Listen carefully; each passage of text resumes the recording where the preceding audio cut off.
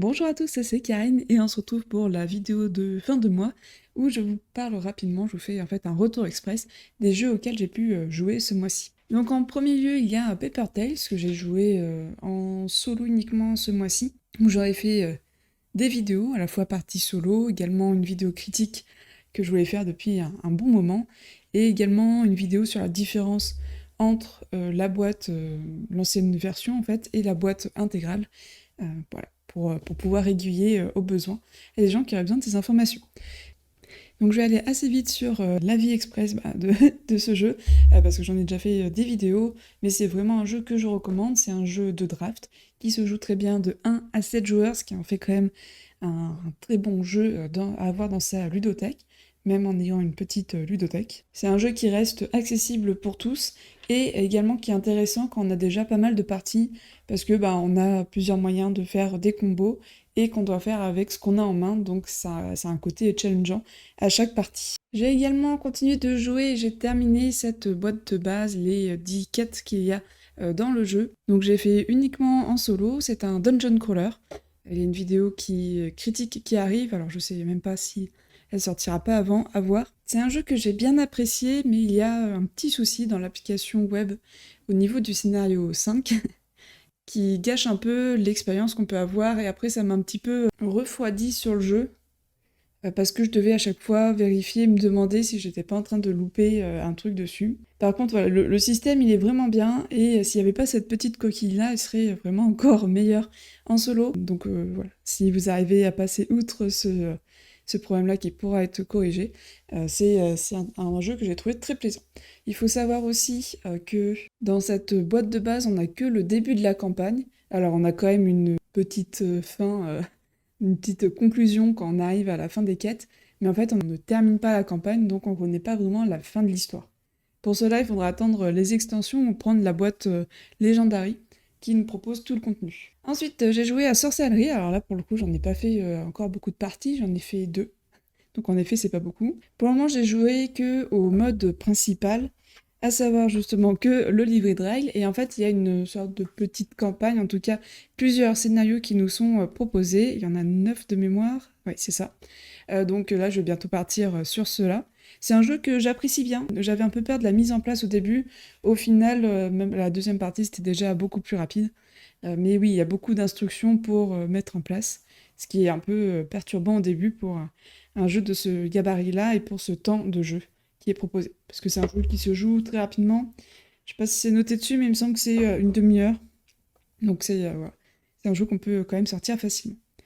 Je sais déjà que c'est pas un jeu qui aura une place définitive dans ma ludothèque. Pour moi, je vais faire les 10 récits, et après je pense que ce sera un jeu que je vendrai pour laisser de la place à des prochains jeux que j'aimerais découvrir. Toujours en solo, du coup, j'ai joué Ascension, la boîte anniversaire, qui inclut uniquement en fait le jeu de base, c'est juste qu'il est présenté de manière un peu plus sympathique.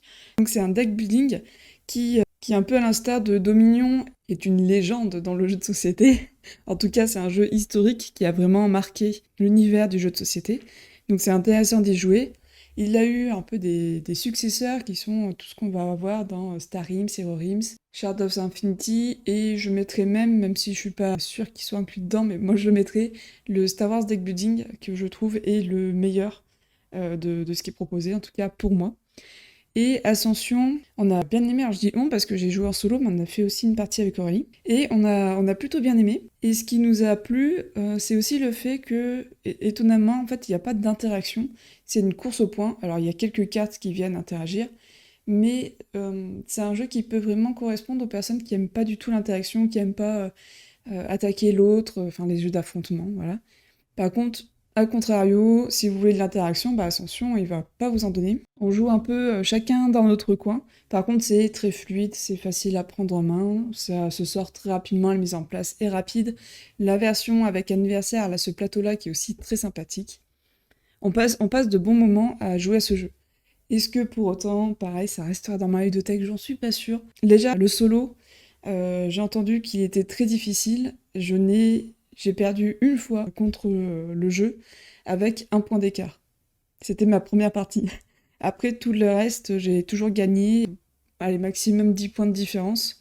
Donc c'est assez serré, mais voilà, je me suis pas non plus concentrée ou et eu l'impression d'une difficulté immense. Donc ce serait un jeu que je garderais surtout pour jouer à plusieurs. Ce qui est intéressant, c'est qu'il se joue jusqu'à 4, là où mon Star Wars Deck Building Game, il est uniquement à 2. Donc ça peut être l'occasion de le sortir. Donc je lui donnerai peut-être une chance si j'arrive à le sortir, mais même à 4 au final, je pense que j'ai des jeux que je préfère ressortir à 4 plutôt que celui-ci. Si éventuellement on avait pu y jouer à plus, bon je pense que déjà ça aurait été un peu long, mais pourquoi pas, parce que du coup bah, tu peux y jouer facilement, et je suis pas sûre en tout cas que dans ma ludothèque il arrivera à se trouver une place. Pour le moment voilà, on va dire qu'il est en sursis, mais c'est vrai que pour le solo j'ai l'impression d'avoir fait le tour. À 2 on y jouera pas spécialement, on aura d'autres jeux. À 4, un peu pareil, déjà c'est beaucoup plus rare que je joue à 3 ou 4 joueurs, et au-delà, bah du coup, il ne le permet pas. Donc c'est vrai que dans mon contexte, je pense que j'en ai déjà un peu fait le tour. Ensuite, parce que j'ai quand même bien aimé Ascension, je me suis pris sur un coup de tête Ascension Tactics. J'ai fait qu'une partie et je me suis fait laminer. Pour le coup, c'était même pas une difficulté, c'est juste que j'ai eu un combo incroyable, où en fait on a... Je vais me présenter un peu le jeu parce qu'il est probablement moins connu. Mais c'est la même chose que Ascension, donc un deck building, sauf qu'on va avoir en plus... Il n'y a même pas d'ailleurs... Bon, je vous mettrai des images. Mais en fait, on a un plateau, et les cartes qu'on va jouer avec le deck building vont déplacer nos champions un peu comme dans League of Legends, pour nos gamers qui regardent cette vidéo. Et on va devoir contrôler des points dans la version de base, dans le scénario de base. Mais on a aussi une campagne où ça va plutôt être, on va devoir défendre le point pour pas que l'ennemi vienne le prendre. Ça se joue de 1 à 4 joueurs. Pour des parties qui... Bon, la durée peut un peu varier, mais ouais, 1 heure, je pense que c'est la durée de la partie. Et j'ai eu un très très mauvais combo sur ma partie, où il y a une carte du bot, parce que j'ai joué en solo, donc il y a une carte du bot qui a dit, bah, vous détruisez, vous tuez tous vos héros qui ont un équipement, et j'en avais 3. J'en avais 3. Donc déjà, j'avais plus de héros et de champions sur mon plateau, alors que je venais à peine de réussir à reprendre le contrôle. Et la carte que j'ai piochée après, parce qu'on en prend 2 par tour, ça a été « Détruisez tous vos équipements, sauf un ». Donc je me suis retrouvée avec plus aucun champion, tout nu parce qu'il me restait qu'un équipement. Et en fait, pour vaincre les champions, comme le bot est favorisé, il vous faut forcément un équipement, en tout cas avec ce que j'avais, il faut forcément des équipements pour pouvoir réussir à les vaincre. Donc en fait, je suis revenue au début du jeu, et bon, ça gâche complètement le jeu. Donc il faudrait que j'y rejouerai certainement. Il y a une version française qui va sortir en fin d'année, donc je regrette un peu mon achat, parce que j'aurais dû attendre la version française, mais à ce moment-là, j'étais pas vraiment au courant qu'il allait y en avoir une, en tout cas, il y avait rien de sûr. Et là, a priori, ce serait sûr. Donc voilà. Je vais essayer de revendre, je pense, cette boîte en anglais assez rapidement, euh, pour pouvoir après acquérir la version en français, qui sera aussi plus simple pour moi, parce que c'est vrai que traduire les cartes à chaque fois, ça me demande des efforts. Et si en plus j'ai du mal, et en plus si le jeu me roule dessus sans que je puisse faire quoi que ce soit, c'est pas forcément la meilleure expérience. Mais je trouve le système très sympa. Je vais m'enseigner s'il n'y a pas d'autres jeux aussi qui peuvent avoir ce système-là de tactique avec du deck building. C'est vraiment une proposition qui est très intéressante. Ensuite, alors j'ai pas la boîte de jeu, c'est Paléo, c'est Aurélie qui l'a. C'est un jeu qu'on apprécie. Il est vraiment, voilà, c'est un jeu détente, mais à la fois intéressant dans ses mécaniques. Donc on aime bien y jouer, on discute parfois entre-temps, pendant notre partie, donc ça sert d'avoir des jeux comme ça. C'est un très bon compromis entre intérêt pour le jeu et pas trop prise de tête, comme ça, bah, c'est tranquille, c'est chill, et c'est vraiment une belle proposition. Donc on continue d'y jouer, voilà. Et en parallèle, on joue aussi à Spirit Island. Je pense que si vous avez vu ma vidéo sur le tab jeu solo, que je vous mets d'ailleurs en haut à droite ici, vous serez pas surpris. En fait, c'est vraiment un jeu que j'aime beaucoup. Alors je pense que petit à petit, l'intérêt que j'ai pour le jeu va diminuer, et évidemment on le sortira un peu moins, puis après il reviendra. Mais vraiment, je trouve qu'il y a beaucoup de génie dans ce jeu, qui est du coup un jeu coopératif, qui se joue aussi en solo, du coup je joue aussi en solo à ce jeu. Mais les règles sont très simples à lire, à prendre en main, et tout le reste du coup c'est quelle sera ma meilleure stratégie pour réussir à vaincre. En plus de cela, il y a une complexité qui augmente petit à petit, que vous choisissez vous-même. C'est vraiment modulable en fait. Bon, je pourrais vous le vendre des heures, mais c'est vrai que la modularité du jeu fait en sorte qu'il y ait beaucoup de rejouabilité. Vous avez envie d'une partie pas trop compliquée, juste voilà de vous amuser, vous prenez une difficulté assez basse. Vous avez envie de vous challenger, d'essayer de nouvelles choses, vous prenez un adversaire, vous prenez un scénario, et puis vous faites de votre mieux pour réussir à atteindre une condition de victoire. Il a vraiment tout, ça fait partie d'une autre manière que Paper Tales, mais pour moi ça fait vraiment partie des jeux à avoir dans sa ludothèque. Après c'est vrai qu'on en entend tellement de bien, que si on s'attend à un jeu absolument incroyable, on peut être déçu et je comprends. Moi, c'est vrai qu'en fait, au final, Spirit Island, j'en entendais beaucoup de bien, mais quand je regardais les vidéos, je ne comprenais pas pourquoi tout le monde était aussi content de ce jeu. Je trouvais ça lent, pas très intéressant. Et puis je me suis dit, bon, quand même, il y a plein de gens qui jouent au même jeu que moi qui me disent que ce jeu est super, il faudrait au moins que j'essaie. Sauf que c'est un jeu cher. Donc je me suis dit, bah, hop, on le met sur liste d'anniversaire. Et du coup, Aurélie me l'a acheté, d'occasion, du coup, avec une extension et également un insert. Et on a vraiment beaucoup accroché. Donc on est dans le cas où on s'attendait pas non plus à grand-chose.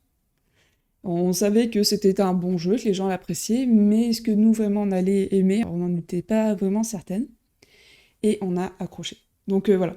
Ne mettez pas trop d'espoir dans le jeu, regardez quand même un peu des vidéos. Il y a aussi une version simplifiée, Horizon, Horizon Spirit Island, je crois que c'est le nom complet, qui va bientôt être disponible en français, qui va être beaucoup moins cher, moitié du prix du jeu de base.